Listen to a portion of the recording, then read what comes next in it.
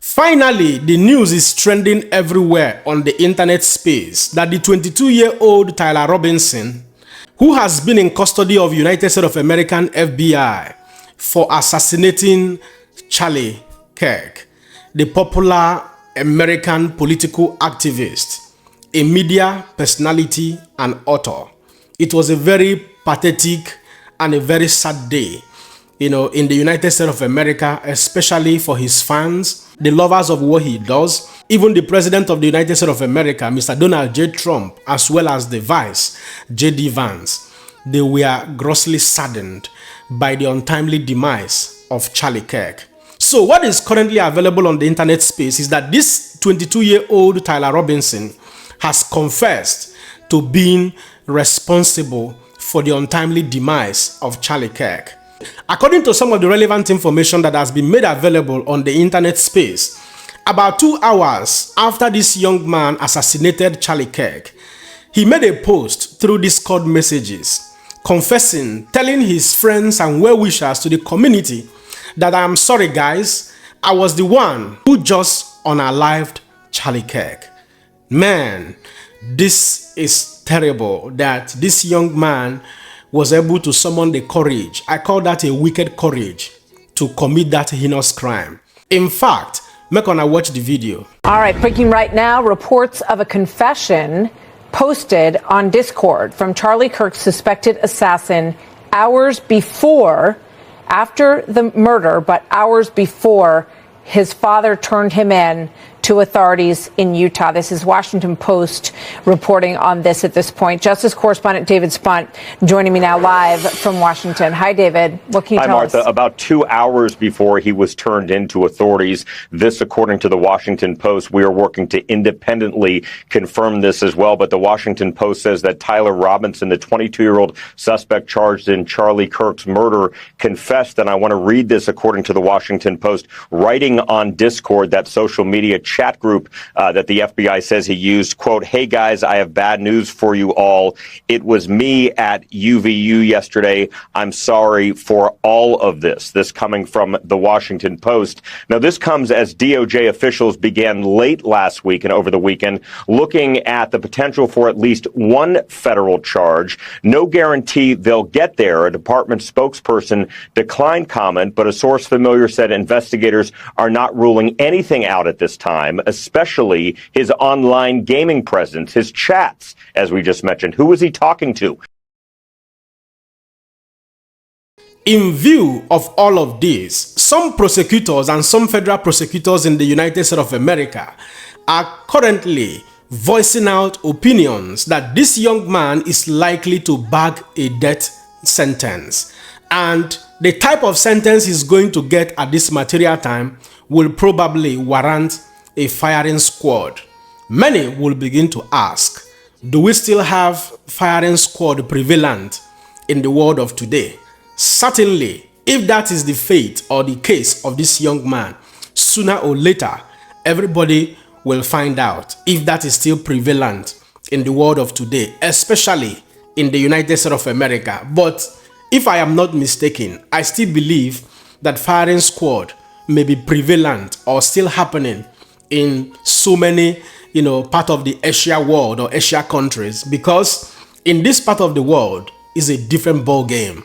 Democracy may not be there to protect you. Make on watch the video. This was solved so fast thanks to the work of Kash Patel, the FBI, and all of our local partners working together. And the state government is prosecuting it now. They will indict most likely tomorrow or this week. They will indict him for first-degree murder. And it's too soon right now legally to say, but I think the governor has said that they want to seek the death penalty, which is very real in Utah. And they still have the firing squad in Utah. And then we, as federal prosecutors, will look to see if we have federal charges as well. And of course, if we do, we will also indict and work hand in hand with the state to ensure that this horrible human being faces the maximum extent of the law. More so, other further incriminating and appalling information that has been made available by FBI supposes that this young man, 22-year-old Tyler Robinson, was actually very prepared, very intentional to take away the precious life of Charlie Kirk. Some messages were revealed that was posted by this young man, where he maintained that if he had the opportunity of taking away the life of Charlie Kirk, that he was going to do that. That simply because some hatred are not negotiable. It is very sad that a 22-year-old boy could be this, determined in a very negative way, could be devilly determined. We're gonna watch the video. We've collected information where, through witness interviews from the FBI and local law enforcement, that he essentially admitted after the shooting and assassination of Charlie Kirk, the suspect admitted to it. Furthermore, the evidence and information will come out. I won't stylize the evidence. The Attorney General is absolutely right. We can't do that. But I will say what was found in terms of information, a text message exchange where the suspect specifically stated that he had the opportunity to take out Charlie Kirk and he was going to do that. And when he was asked why, he said some hatred cannot be negotiated with. Well, to ramp it up, like I maintained in my previous videos, every life matters. Every voice matters. We must learn to understand that our strength as a people lies in our diversity of opinion. We must learn to be united in our diversity. My opinion may not exactly tally with your own opinion. The way I perceive things may not be exactly the way you perceive things. But that differences must not be the reason why you want to take my life. It shouldn't be the reason why I would want to take your life. Your life matters as much as mine. We must learn to respect that boundary. We live in a dynamic world that is made up of dynamic humans. Humans with dynamic and diverse opinions for everything. If, for example, you write an inverted 9 on the wall and you call 200 persons to come and air their opinion about what they think about the inverted 9, some will call it 9, some will call it 6, some will call it inverted 9, some will tell you it is meaningless, some will call it different names. That explains the diversity of our thinking. That explains the diversity of our imagination. That explains the diversity of our intelligence. That explains the diversity of our opinion.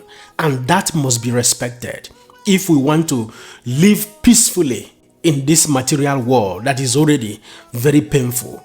Every life at all times matters. At this point, I sincerely pray for the repose of the soul of Charlie Kirk, wherever he is at this material time or in the spiritual, and the souls of all those who have lost their lives also brutally in this way. May the good Lord grant them eternal rest. At this point, I will allow you guys to be the judge. Don't forget to let me know what you think in the comment section and share this video. Man, another person, Siam. God bless you.